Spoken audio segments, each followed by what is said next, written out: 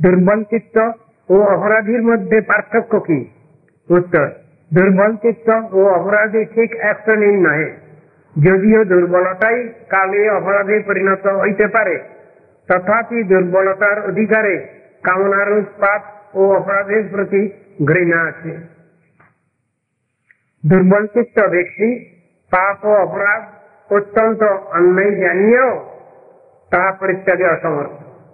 আর অপরাধী ব্যক্তি কখনো ওই সকলকে অন্যায় বিবেচনা করেন না। তিনি যাহা করেন ও যাহা বুঝেন তাহাই ভালো, বরং প্রকৃত সাধুরই বুঝা ভুল হইয়াছে এইরূপ মনে করেন। দুর্বল চিত্ত ব্যক্তি কামনাকে আদর ও রুচির সহিত গ্রহণ না করিয়া গ্রহণ করিতে করিতে পরিত্যাগ করিবেন। তাহা হইলেই তাহার প্রতি কৃষ্ণ কৃপা হইতেছে জানা যাইবে, নতুবা কৃষ্ণ কৃপা হইতে বঞ্চিত হইতে হইবে।